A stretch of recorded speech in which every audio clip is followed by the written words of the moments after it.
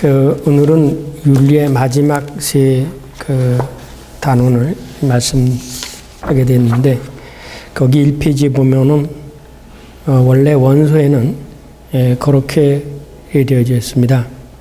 제7장 각주 1번 Das Ethische 윤리적인 것 und das Christliche 그리스도교적인 것 als 테마로서 이 윤리적인 것하고 그리스도적인 것이 뭐가 다르고 이 얘기를 하려고 하는 거죠. 그러니까 이 책을 읽을 때 뭐에다가 소위 뭐를 염두에 힌터코프 뭐를 염두에 두고 읽어야 되냐면 이 보네퍼가 윤리적이라는 것을 어떻게 규정하고 크리스틸리에라는 것을 어떻게 규정하고 있느냐 이런 것을 찾으려는 그런 안리겐 관심, 기대를 가지고 책을 읽거나 하시면 다른 그 주제를 헛되게 잡는 일이 생기지 않을 것입니다. 그 다음에 두 번째가 Ermächtigung zum Ethischen Reden. 어떻게 우리가 윤리적인 것을 얘기할 때 그것을 어떻게 가능하게 했느냐, 그런 권한을 어디서 주느냐 라는 얘기고요. Das Gebot. 그 다음에 여기 이제 윤리에 있어서 그 다음에 넘어가는 것이 Das konkrete Gebot und göttliche Mandate. 이 보네포의 윤리는 일반 윤리가 아니죠. 보네포 윤리는 오늘 여기서 얘기하려고 하는 것은 일반 하나의 졸렌, 당위론적인 윤리를 얘기하는 것이다. 그게 다스 에이티시, 윤리적인 것이고, 기독교적인 것은 구체적인 상황 속에서 구체적으로 우리들에게 주어지는 하나님의 말씀을 얘기하게 되어집니다. 그리고 그에틀리에 만났다. 하나님의 대리자. 그 다음에 대리 개념, 위임. 대리 개념이 뭐냐? 위임이라고도 번역된 만다테가 대리. 그 다음에 Das Gebot Gottes in der Kirche. 이 계명이라는 것 자체가 우리가 생각하면은 일반 사회의 모든 것을 얘기하지만 하나님이 주신 것은 구체적으로 그리스도인들에게 주신 계명이고, 그런 것이 일반 보편적인 사람들에게 주어진 계명이 아니라는 이런 얘기를 이제 그러 나가고 있습니다. 그러니까 이런 기대를 가지고 이 책을 읽어가시면 쉽게 의미를 파악할 수 있습니다. 본질적이 Das Ethische, 윤리적인 것과 Das Christliche, 그리스도교적인 것은 어떠한 차이가 있는가? 보네포는 윤리학은 윤리적인 것과 그리스도적인 것이라는 주제로 나누어 다뤄줄 수 있다고 말합니다. 그러면서 그는 기독교 윤리학에서는 전통적으로 그냥 일반 얘기하는 윤리적인 것은 처음부터 배제되어 왔다고 주장합니다. 그러니까 기독교 윤리와 일반 윤리학의 차이는 일반 윤리는 그냥 일반적인 그 알게마인하고 보편적인 건 그런 당위론적인 것을 얘기하고 있지만, 크리스틸히에 에틱, 기독교적 윤리, 기독교 윤리라는 것은 구체적인 찝찝 내변이 있고 대상이 있고 내용이 구체적이라는 겁니다. 그렇다면 왜 기독교 윤리학에서 윤리적인 것이 배제되어야 하는가? 이쯤을 이제 윤리적인 것은 어떤 것이고 다스 크리스톨시의 기독교적인 것은 어떤 것인데, 이 기독교적인 것 속에서는 그리스도교적인 속에서는 일반 다스 윤리적인 것은 배제되어졌다면 어떤 요소들이 배제되어지고 뭐가 남느냐, 이렇게 이제 되겠죠. 답변: 그리스도적인 것은 도덕적인 것이 아니기 때문이다. 왜 그러냐? 왜 배제됐냐면 그리스도적인 것이 도덕적이냐? 그리스도적인 건 도덕적인 것이 아니라는 거죠.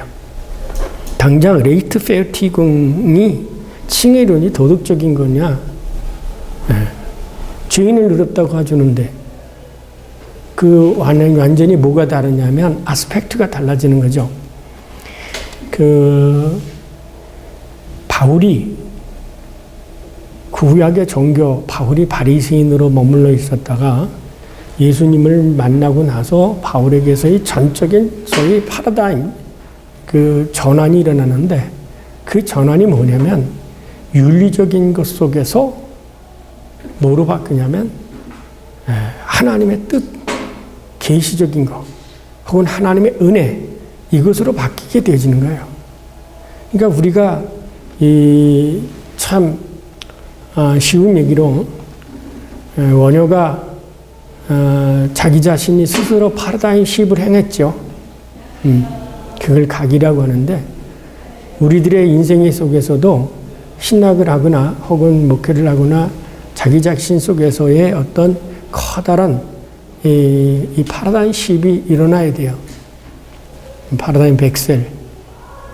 그 변화가 일어나야 되는데 이 보네포에는 이 윤리 속에서 뭐를 보냐면은 기독교라는 것 자체는 이미 그리스도를 중심으로 형성된 교회 안에서의 어떤 스페셜, 베스팅 타이트, 구체성, 스페셜리티, 특수성 이런 것이지 일반적인 것이 아니라는 거죠. 그렇기 때문에 기독교 윤리와 그 다음에 일반 윤리는 분명히 다른 차이점이 있다. 윤리학은 보편적 도덕 법칙을 선포하는 것이 아니다. 근데 일반적으로 다 그렇게 하죠. 예. 이 말은 윤리학은 보편적 당위론이 아니라는 것이다. 만약에 여러분이 칸트의 철학을 읽으면 칸트의 철학에서의 모든 것들이 다 zorlen, 당위론 쪽, 도덕 철학이 전부 zorlen을 일반 당위론적인 얘기를 많이 합니다. 칸트의 도덕 철학과 기독교 윤리의 차이는 기독교는 그 기준이 크리테리온이 어디 있느냐면 예수 그리스도를 통해서 하나님이 뭘 원하시느냐는 하나님에 있는 것이지 보통 우리가 어떻게 해야 될 거냐라고 하는 것을 얘기하는 게 아니라는 겁니다. 오히려 윤리학은 자신의 특정한 시간과 자신의 특정한 공간을 가지고 있다. 그 자신의 말을 빌리면 당위 경험, 원리적 선과 원리적 악 사이의 의식적이고 근본적인 결단, 최고 구별의 맞춤, 생활, 윤리적 갈등, 그 해결과 같은 이른바 윤리 현상은 분명히 인간의 존재 안에 그 필연적인 장소와 시간을 가지고 있다. 이게 바로 이제 보네포가 이 크리스틀 히어라고 하는 것을 강조하는 윤리의 일반 윤리는 이 윤리의 장소와 시간을 가지고 있지 않다는 거죠. 이제 이게 율법에서는 이게 카수이스티스 게제츠하고 아포딕티시스 게제츠라는 걸도 이렇게 구약의 율법에서 이제 얘기를 되어지는데 보네포가 보기에 기독교의 윤리는 역사 속에서 구체적인 사람에게 딱 맡겨진 하나님의 말씀, 명령, 이것이 윤리지 모든 사람들이 누구나 이렇게 해야 되는 그런 당위론적인 것이 기독교의 윤리가 아니다라는 것이 이제 보네포의 주장입니다. 이것을 가르쳐서 뭐라고 얘기하냐면 그렇다면 이 특정한 시간과 공간이 어느 때에 어느 곳에 있다는 말인가? 한마디 말해서 이 윤리가 특정한 시간과 공간을 하나의 찝찝 내번으로 가지고 있다라고 하는 것을 이제 그 나름대로의 뭘로 표현하면 이것을 윤리적 현상이다라고 표현합니다. 그럼 도대체 이 윤리적 현상이라는 게 어떤 것인가? 보네포에 의하면 윤리적 현상은 한계 사건이다. 이 한계 사건, 왜냐하면 내용적으로 그리고 경험론적으로 당위는 존재할 수 없기 때문이다. 이게 아주 단호하게 보네포가 얘기합니다. 보편 타당한 당위론, 그건 존재할 수가 없다. 그리고 당위론이 있다 할지라도, 이따 말씀드리겠지만 그 당위를 지킬 수 있는 사람은 없다. 왜? 인간은 이미 다 타락해 있고 그렇기 때문에 그 당위를 다 지킬 수가 없다. 이거죠. 한마디로 말해서 보네포에 있어서 시간과 공간을 초월한 인류 보편적 당위로서의 윤리는 없다는 것이다. 오히려 윤리는 구체적인 시간과 공간이라는 베스팅 타이틀을 갖는다. 역설적으로 당위는 무질서에서 나온 것이고 오히려 역설적으로 그 당위론이 나오게 되어진 게 뭐냐면 무질서하고 규율이 없기 때문에 우리는 이렇게 해야 된다고 하는 그런 그 당위론이 나오게 되어진 배경은 무질서라는 거죠. 즉 당위에 대한 요청은 하나의 공동체가 구체적으로 파괴됨으로써 생겨난 것이랍니다. 이런 점에서 당위는 오히려 공동체의 한계 상황을 표현한 것뿐이라고 말한다. 따라서 당위는 궁극 이전의 것이지 궁극적인 것은 아니다. 따라서 윤리적인 것은 궁극적인 것을 이해하지 못할 뿐만 아니라 뿐이라고 번역합니다. 사회학적으로 오히려 윤리적인 것을 그렇게 강조하는 사람들을 보면은 그 사람들은 대부분 자기 삶에 충실하지 못하거나 그의 삶이 충족되지 않았기 때문에 늘 항상 당위론을 얘기하게 된다는 것입니다. 지tat. 사회학적으로 볼 때 자신에게 주어진 시간을 넘어서까지 윤리적 주제에 집착하는 것은 생각에는 충실하지만 삶에는 충실하지 않은 사람들의 채워지지 않는 욕구로부터 생겨난 것이다. 참 아주 정확하게 보는 것 같습니다.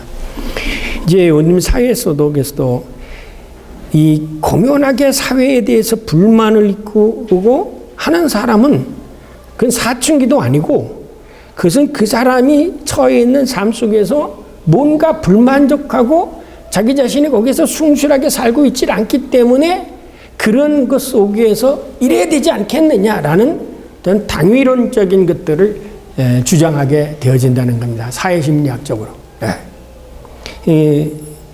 제가 이거 읽으면서 새롭게 깨달은 거예요.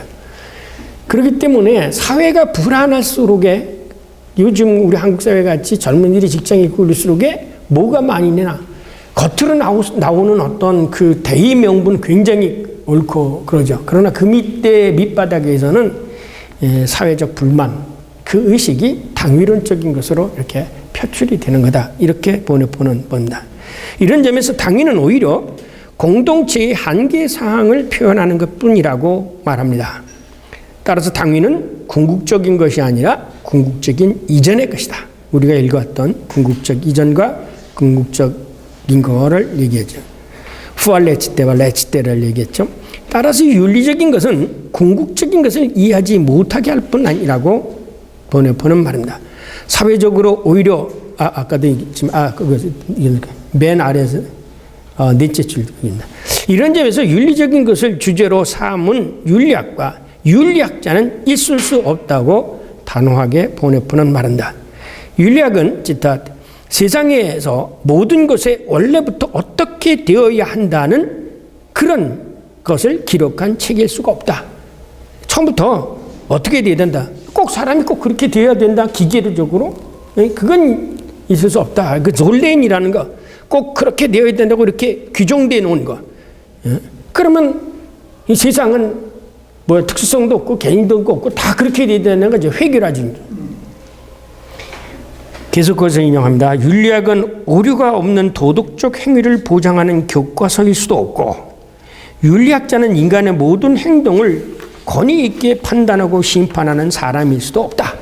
윤리학자가 무슨 사회적으로 뭔가를 판단하고 할 수 있는 그런 권위를 가진 자들이 윤리학자들이 아니라는 거죠. 윤리학과 윤리학자는 선 자체를 설명하기를 원치 아니한다. 오히려 당위의 산계 사건에 관해서 말함으로써 함께 살아가는 법을 배울 수 있는 공간을 창조하도록 도와주는 것이 필요한 것이다. 필요하다고 말합니다. 이제 번역본은 구체적으로 그렇다면 그 윤리적 상황, 곧 윤리적인 것의 시간과 공간이 어떤 것이냐에 대하여 이야기를 합니다. 우선 윤리적인 것이 시간과 공간을 갖는다는 것은 그 무슨 뜻이냐? 윤리의 보편성을 거부하고 오히려 윤리의 구체성을 강조한다는 거죠. 아까 구체적인 시간과 공간 안에서의 윤리다. 일반적으로 타당한 무시간적인 그런 보편 타당한 그런 졸렌 당위론소의 윤리는 아니다 이거죠. 윤리의 구체성이란 한마디로 말하면 윤리적 논의의 권한에 속한 문제라는 것이다. 즉 누가 이 윤리에 대하여 논할 수가 있겠느냐. 여기서 보네포는 무한하고 허약한 세상에서 살다가 죽어야 할 피조물인 인간은 윤리를 논할 수가 없다. 따라서 윤리를 논할 수 있는 권한은 위로부터 내려오는 것인데 그 위로부터 주어진 권한이 주어질 때에 윤리에 대해서 얘기할 수 있다. 이러한 관계 속에서만 윤리적인 것은 나타나고 자신에게 본질적이고 구체적인 권한을 얻게 된다는 것입니다. 그렇다면 이런 점에서 보네포는 다시금 보편타당한 이성의 원리로서의 윤리는 있을 수 없음을 강조합니다. 반면에 윤리적 상황은 구체적인 시간과 공간의 제약을 받는다. 윤리적 상황. 그러므로 윤리의 구체성이란 구체적인 명령의 형태를 갖는다는 거죠. 아주 시간과 공간 안에서 구체적으로 넌 이걸 해라. 그렇기 때문에 그 윤리는 명령이라는 것으로 위로부터 주어지는 것이라고 그는 말합니다. 그 명령이 뭐냐? 이게 이제 계명이죠. 이런 의미에서 보네포는 계명주의의 획일적 평등 사상을 거부하고 상층부와 하층부의 관계를 인정합니다. 우리는 윤리적인 것이 상층부와 하층부와의 분명한 관계를 맺기를 요구한다는 사실을 간과하지 않는다. 그렇다면 이러한 구체적인 권의 근거가 어디서부터 그럼 오는가라고 스스로 자문하면서 그는 그 기준을 그리스도교적 성격을 띈다고 말합니다. 구체적인 권위를 말할 때 그들은 하나님이 세우신 권위를 강조하며 순종을 요구하는 하나님의 뜻의 직접적인 고지를 강조한다는 것. 따라서 이제 윤리적인 것은 자연히 그리스도교적인 것으로 이제 넘어가게 되지요. 그런데 그리스도교적 윤리의 유일한 대상은 하나님의 계명일 수밖에 없다. 그러니까 아까 위에서부터 명령으로 주어지는데 그렇다면 그 명령이 뭐냐? 그게 하나님의 계명이라는 거죠. 그는 단호하게 윤리적인 것과 그리스도적인 것을 구분합니다. 지탓, 하나님의 계명은 우리가 지금까지 윤리적인 것이라고 규정했던 것과는 다른 것이다. 하나님의 계명은 삶의 전체를 포괄한다. 그것은 무조건적일 뿐만 아니라 전체적이다. 그것은 금지하고 명령할 뿐이다. 그렇기 때문에 이제 보네포의 이 윤리에 의하면 남는 건 하나예요. 순종의 윤리예요. 하나님 말씀 받아들일 거냐 안 받아들일 거냐라는 것이지 무슨 거기서 인간이 하나님에 대해서 우리가 이렇게 돼가지고 논리적으로 판단하는 그런 거는 있을 수가 없대. 야 오도 나인 이것뿐이란. 따라서 모든 윤리적인 것은 오히려 그리스도교적인 것, 곧 하나님의 명령에 속한다. 그러니까 하나님의 커다란 명령 안에 이 윤리적인 것이 오히려 종속되어지는 것이지 일반적이고 보편적인 것 안에 기독교적인 것이 통한 것이 아니라는 거예요. 모든 건 하나님의 명령, 하나님의 말씀 안에서 살아야 된다. 다시 말해서 계명이 윤리적 논의의 유일한 권한이라고 말합니다. 그러면 왜 그런가? 왜 윤리적 논의의 권한이가 하나님의 말씀인가? 하나님의 계명은 윤리적인 것과는 달리 하나님의 계명은 윤리적인 것과는 달리 모든 윤리의 명제의 가장 보편적인 요약이 아니라 그래서 요약이 아니다. 우리가 지금 하나님의 말씀을 읽을 때는 항상 일반 윤리적인 석으로 생각했는데 이게 아니라는 거예요. 아주 독특한 거네. 인간에게 주어진 하나님의 말씀이 윤리다. 그리고 그것이 계명이고 그것을 따르는 게 윤리지 무슨 인간적인 상황에서 무슨 인간은 평등하고 논리적으로 당위론적인 그런 얘기는 아니다 이게. 그것도 아주 구체적인 말씀으로 우리에게 주어진다. 하나님의 계명은 인간에게 응용과 해석을 위한 여지를 전혀 주지 않는다. 하나님의 계명은 오직 순종과 불순종의 여지만을 허락할 뿐이다. 이런 얘기하면 요즘 말에 펀다멘탈리스트라고 하고 막 그러죠. 참 이 하나님의 말씀에는 저기를 뭐를 달 필요가 없는 거예요. 그냥 지가 순종하든지 안 하든지 보는 법 그거예요. 뭐 먹지 말라면 먹지 말는 것이지 왜 무슨 딴 말 하지 말라는 거예요. 그냥 하기 싫으면 그만둬. 철저하게 하나님은 이 순종. 그래서 초두에도 제가 말씀드렸지만 보네포 이 윤리에 보면 남는 건 순종이냐 아니냐고요. 하나님 명령의 순종이냐 아니냐. 이 계명은 오직 장소와 시간과 결부되어 들려온다. 따라서 하나님의 계명은 명백하고 구체적이다. 하지 말라. 너는 맨배에다가 가라. 그런 거죠. 예수 그리스도 안에서 제가 인용합니다. 예수 그리스도 안에서 계시된 하나님의 계명은 교회 안에서, 가정 안에서, 노동 안에서, 정부에서 우리에게 구체적인 상황 속에서 우리들에게 주어진다. 이거예요. 그러나 그 계명은 당위가 아니라 허락의 형태를 갖는다. 엘라브니스. 너는 이렇게 해도 좋다. 그냥 당위 이런 게 아니라 우리는 뭐 해야 된다는 게 아니라 너는 이렇게 해도 좋다. 일 안 해도 좋다. 혹은 너는 이제는 하나님의 자녀로 됐다. 이런 하나님의 일방적인 선언과 은혜의 선포, 이 허락. 바꿔 말하면 하나님의 계명은 자유를 명령한다는 점에서 인간의 모든 율법과 구별된다. 그렇다면 하나님이 주시는 계명의 궁극적인 그 목적이 뭐냐? 텔로스가 뭐냐? 우리를 자유케 하기 위한 거다. 진리를 알지니 진리가 너희를 자유케 하리라는 것처럼 하나님이 궁극적인 것은 우리를 속박하려고 하는 것이 아니라 오히려 우리를 모든가를 자유케 하기 위해서, 죄로부터 자유케 하고 가난으로부터 자유케 하고 하기 위해서.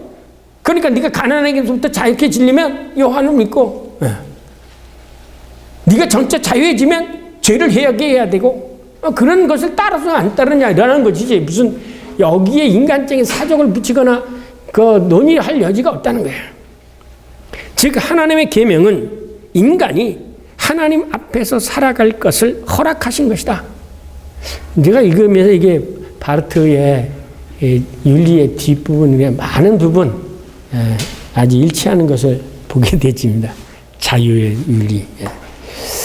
하나님 앞에서 살아갈수록 허락받는 거예요. 다른 게 아니라 무슨 우리가 윤리는 뭐뭐 하지 말라 안 하니라 이런 해라 이런 거 당연히 그런 게 아니라 하나님께서 계획하는 거는 이제 너도 내 앞에서 살 수 있어. 너도 나와 함께 살 수 있어. 그 자유와 이 은혜로 부어지는 은총으로 주어지는 이 자유함과 이런 것이 하나님의 계명이라는 거예요. 부정적으로 뭐 하지 말라 하라 그게 아니라 무슨 무거운 짐을 지는 게 아니라 오히려 거꾸로 예수님은 무겁고 짐진 자들아 다 내게로 오라. 이 너희를 멍에를 벗어버리겠다라는 거예요. 이게 계명이라는 거예요. 이런 점에서 계명의 목적은 교회 안에서 혼인과 가정 안에서 노동과 국가 안에서 자유롭게 살아갈 것을 긍정해 주는 것이 바로 하나님의 계명의 목적이다는 거죠.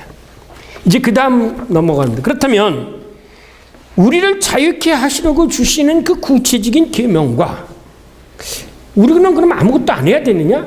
이거의 관계, 그 계명과 우리들에게 주어진 위임 사상이 뭐냐? 위임된 게 뭐냐? 이제 그 점을 이제 단락이 넘어가죠. 하나님의 위임이 무엇인가? 우선 이런 질문과 관련해서 여기서도 이제 읽으시면 여러분 이제 계명이 뭐냐라는 거고 위임이 뭐냐라는 걸 구체적으로 이제 그 개념을 어떻게 정리하느냐라는 걸 먼저 이해를 하셔야 되죠.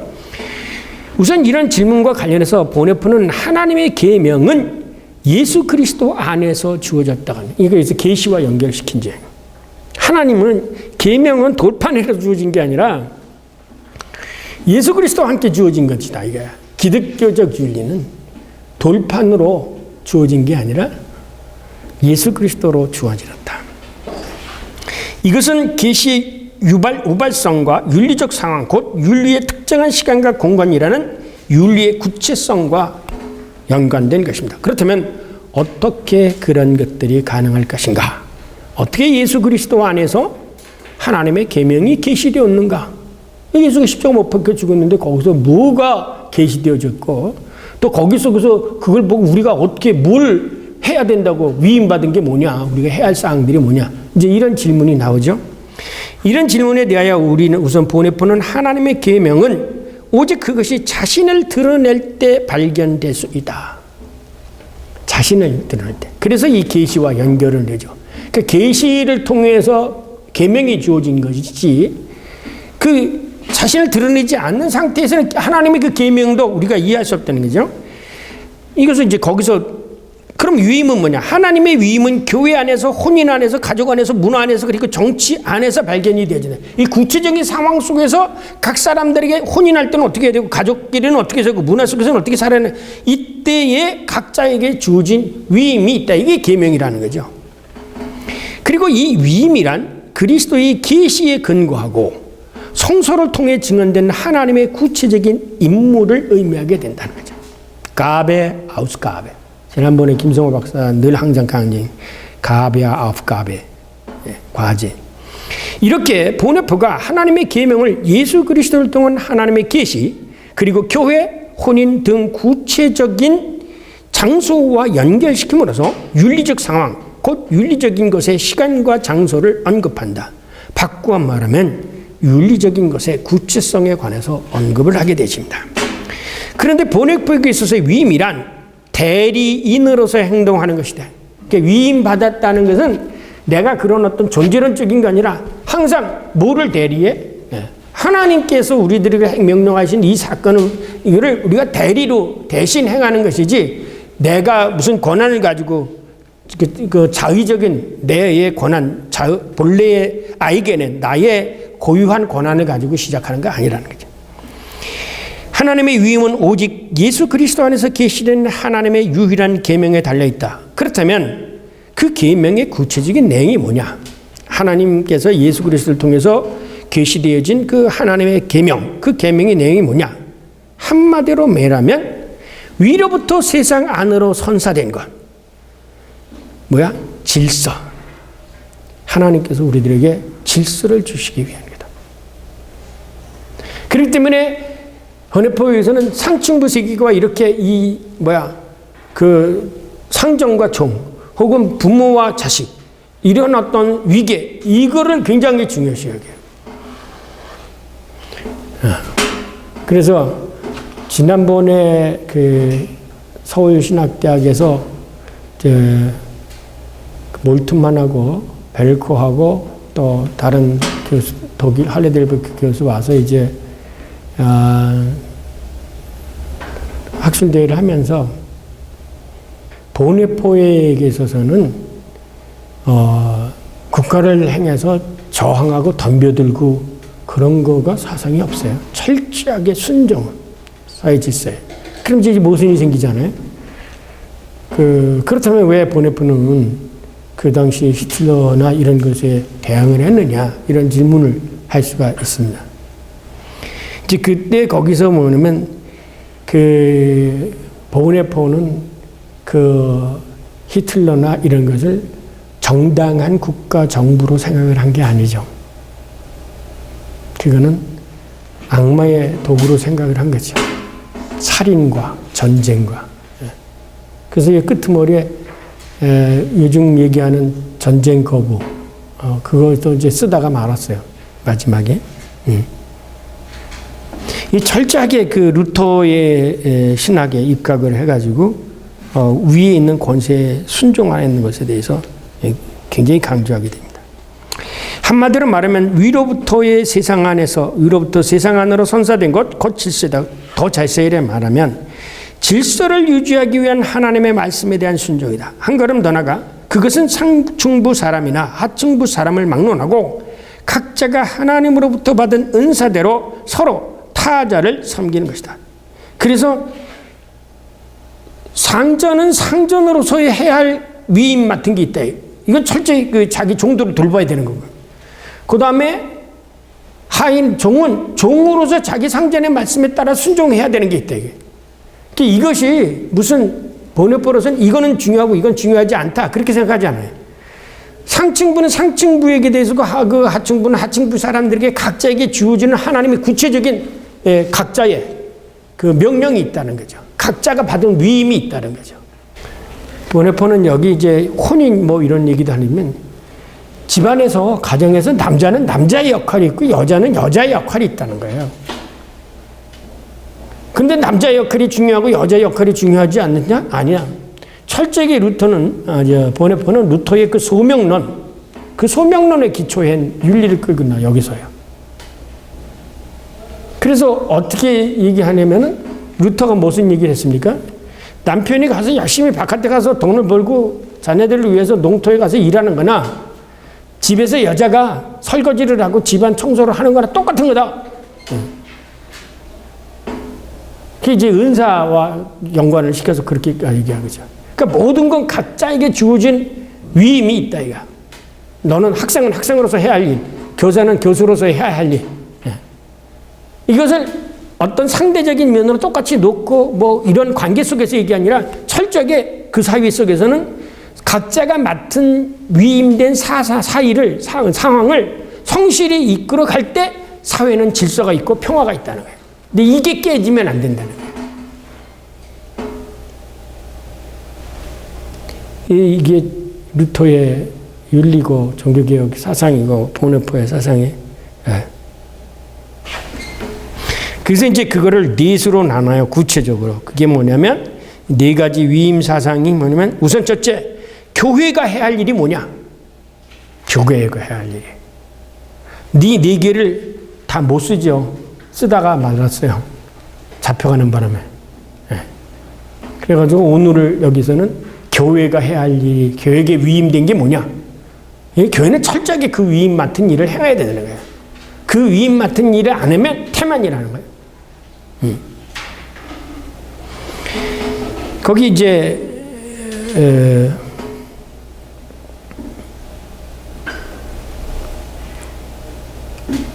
그래서 이제 구체적으로 네 가지 위임에 대해서 언급하는데 이 네 가지 위임은 교회, 혼인이라는 건 남녀 관계, 가족, 문화, 정치 서로 공존하고 이게 다 따로 떨어지는 게 아니라 이런 교회가 혼인과 사회와 가정과 정부가 이렇게 서로 공존하려면 각자가 맡은 자기 일을 제대로 해야 된다는 거예요.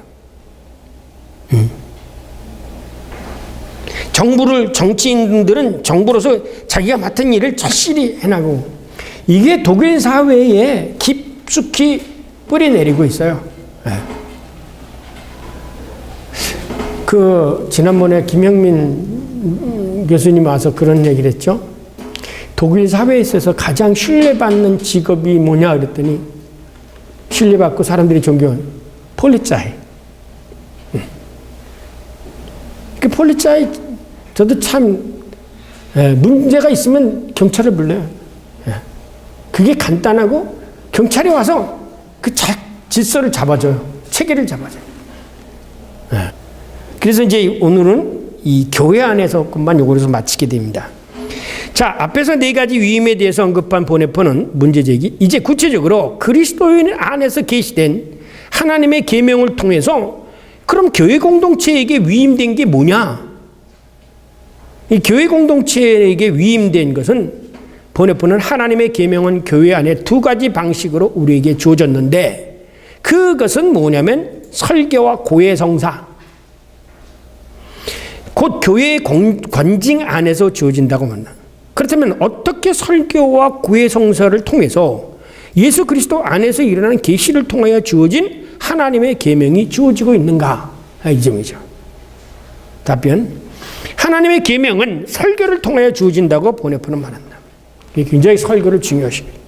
하나님의 계명은 설교를 듣기 위해서 모인 사람들에게 그리고 개개인들에게 공개적으로 아주 은밀하게 하나님의 계명이 설교를 통해서 다가온다. 보네포는 이어서 말하기를 만일 교회의 권징이 사라진다면 설교 안에서 하나님의 계명의 모든 구체적인 요구를 상실한 단지 보편적이고 도덕적인 원리를 선포하는 것만으로는 이해될 것이라고 경고합니다. 교회 안에서는요, 무슨 일반적인 도덕적인 윤리 강론 이게 아니라는 거예요. 그래서 그는 단호하게 말하기를 교회에게 주어진 위임은 선포의 위임이다. 교회는 하나님의 말씀을 제대로 선포해야 된다는 거야. 그 제대로 선포하지 않은 것은 자기에게 주어진 위임을 제대로 감당하지 못한다는 거예요. 그렇다면 바르트도 제가 거기에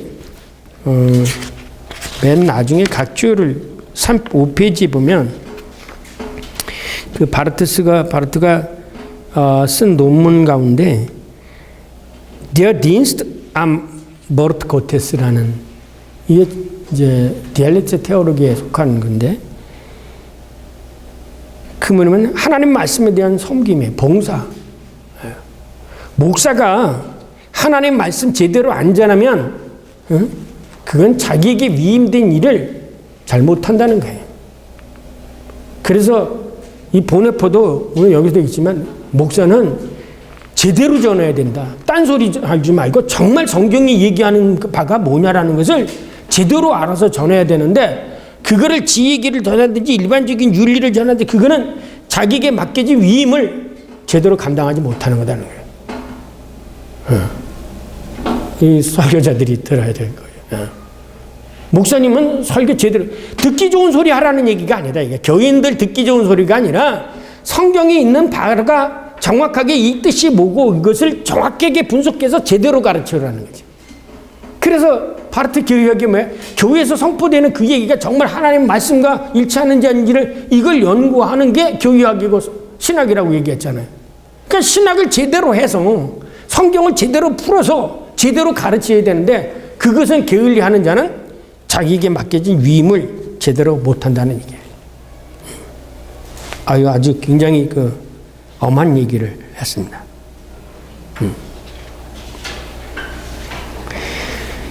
뭐냐면 보편적인 도덕적 원리를 선포하는 게 아니라 이거죠.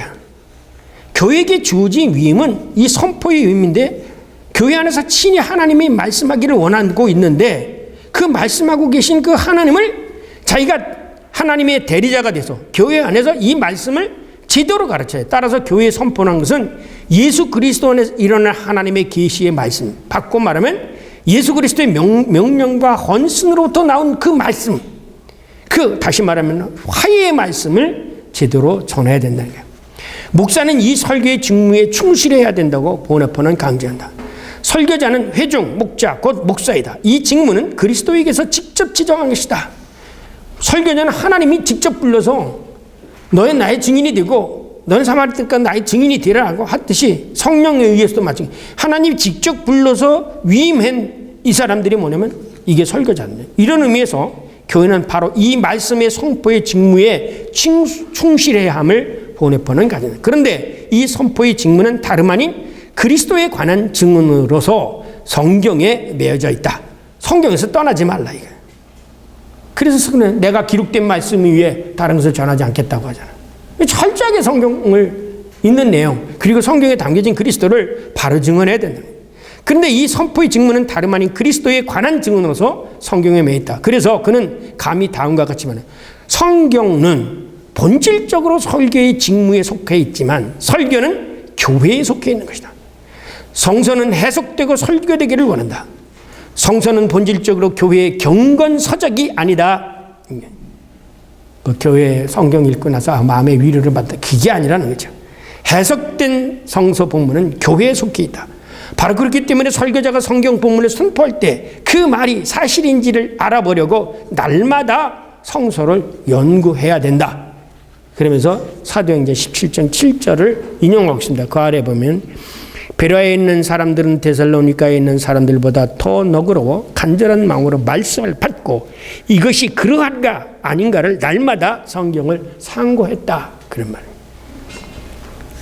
그러므로 성경을 해석하고 선포하도록 부름받은 것, 목사직은 하나의 은혜이며 오직 성서의 해석과 설교를 듣는 자가 될 수 있는 것도 교인들도 하나의 은혜라는 사실을 인식하는 것, 이것이 성서의 거룩한 것과 일치한다. 이런 점에서 성경은 설교자의 책이라고 보네포는 단정한다. 그죠? 설교자는 매일 성경을 가지고 다녀야죠. 그리고 이걸 선포해야 되는 거지. 딴 거 선포하면 안 된다 이런 거지. 설교자는 성경 제대로 알아서 가르치는 거죠. 성경 제대로.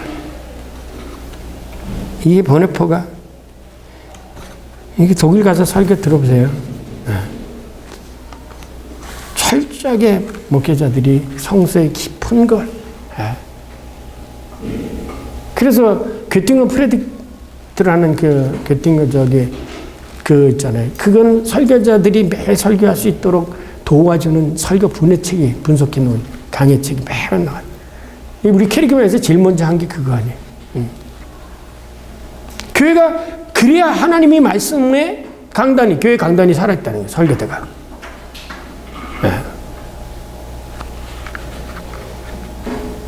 우리 이 캐리교마가 하는 목적 중에 가장 큰 목적이 강단이 복음화돼요. 강단위에서 그리스도가 선포되어야 된다. 설교 강단에서. 설교는 말씀에서 나오는 거예요.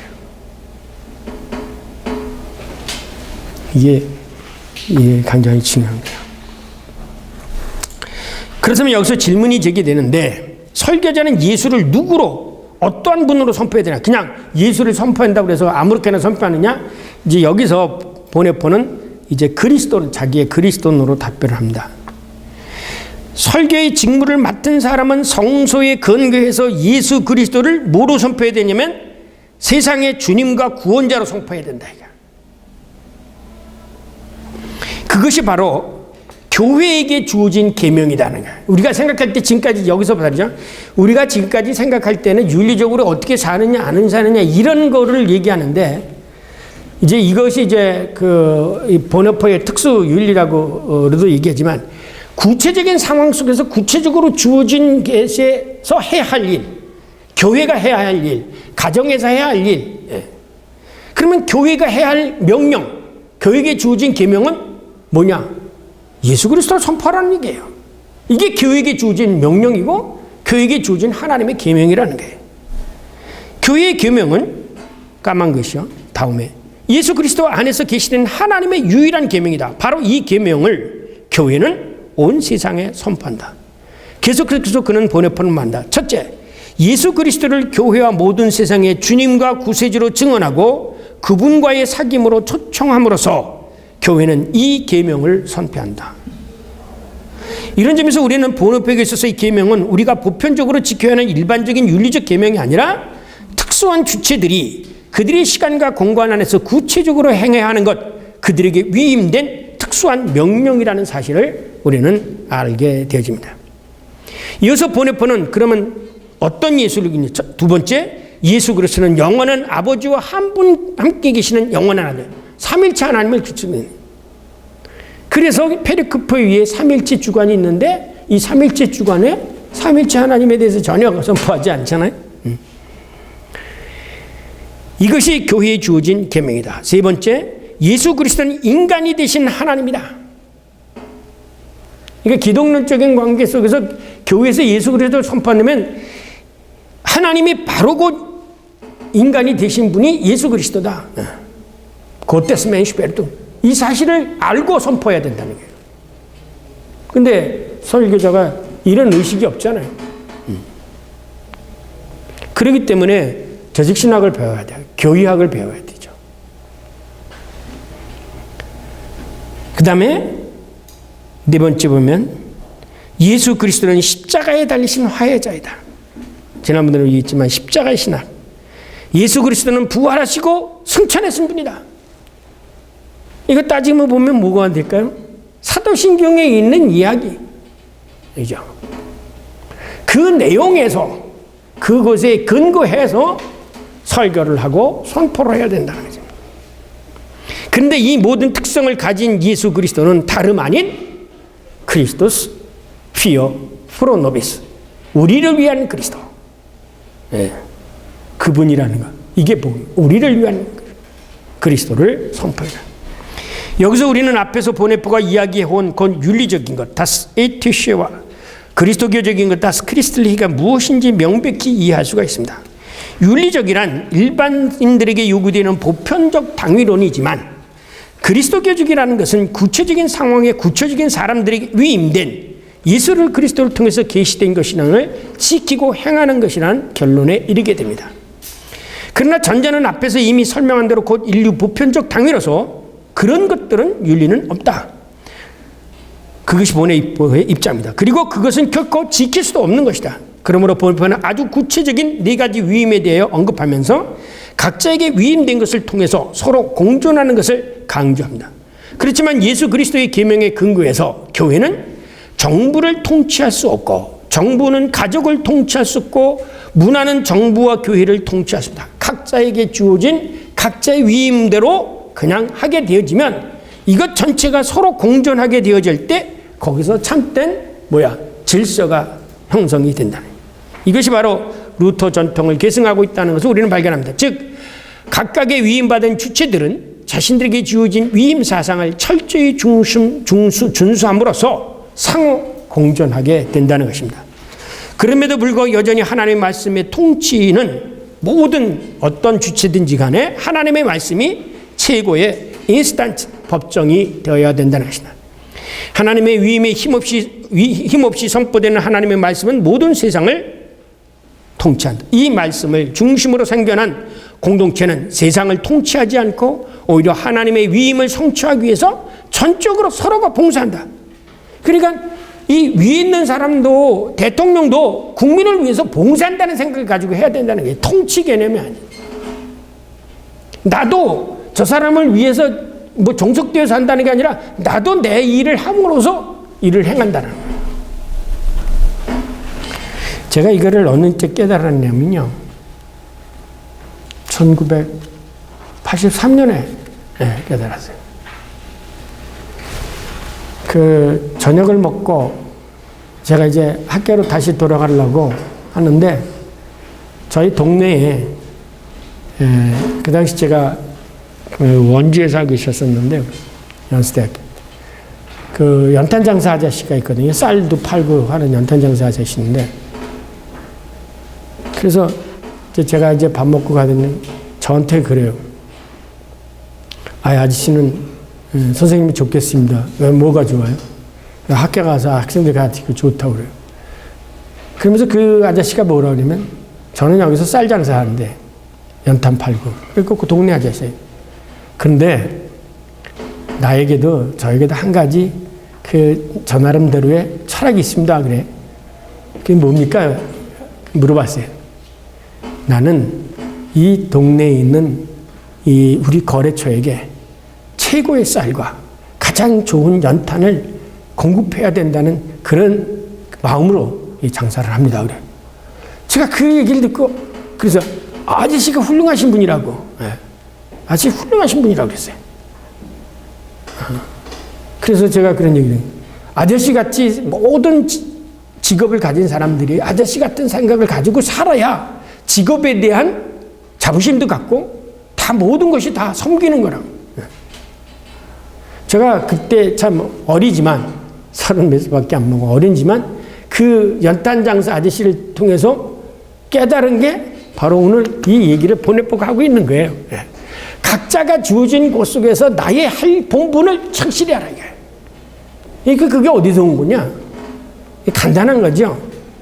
몸에 여러 각 지체가 있고 은사는 여러 가지나 성령 한 분이라 이게. 그 최고의 인스턴트는 뭐야? 하나님 말씀이고 각자가 맡은 일이에요.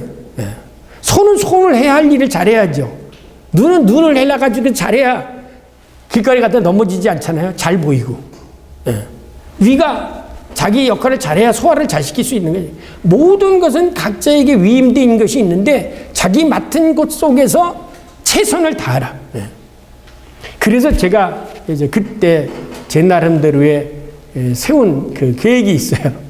그게 그 하나의 그 뭐랄까 좌우명이라고 할까 그게 있는데 내가 맡은 곳에서 최고로 1인자가 돼서 최고로 잘하는 사람이 되자.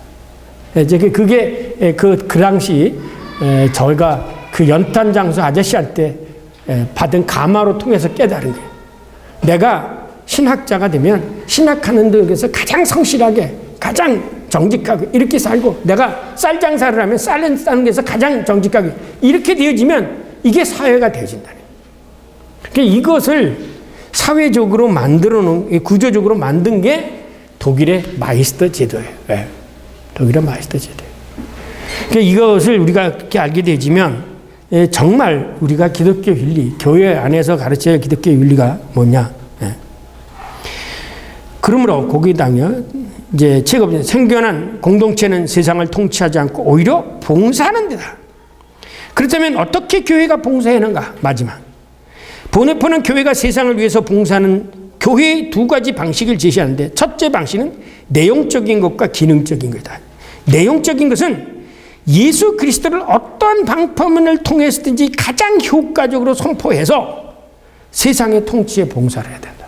교회는 예수 그리스도를 가장 잘 선포하고 예수 그리스도의 삶을 가장 잘 효과적으로 선포하는 게 교회에게 해야 할 일이라는 거예요. 교회 예수 그리스도를 선포하는 것보다 구제가 앞서가는 게 아니라는 거예요. 교회는 구제단체가 아니잖아요. 교회는 예수 그리스도를 효과적으로 선포해서 그리고 그 사람들에게 그 하나님의 말씀의 의미를 깨달아서 자유함을 주는 것. 기능적인 면에서는 교회는 통치하는 데가 아니라 도구로서 하나님의 도구로서 사용되잖아요. 섬긴다는 거예요. 교회가 어떤 권위를 갖고 이렇게 있어서는 안 되는 거예요. 하나님의 종이에요. 그래서 그 기능적인 면에서 세상에서 선포하는 도구가 됨으로써 그리스도를 전파하는 도구가 됨으로써 세상을 통치한다. 이게 통치한다는 세상을 섬긴다. 그런 거죠. 한마디로 말하면 그리스도인의 대리자로, 그리스도의 대리자로서 직무를 행함으로써 세상을 통치한다는 것이다. 그런데 마치 씨앗이 밭에 뿌려지듯이 그 선포의 임무도 교회 안에 떨어져 있다. 이것으로 끝을 맺게 됩니다. 490선. 교회 안에 가장 중요한 위임된 사항, 그거는 그리스도를 증언하고 그리스도를 선포하는 것이다. 네. 이 점으로서 이것으로서 보네포의 교회 윤리학 마지막 마치겠습니다.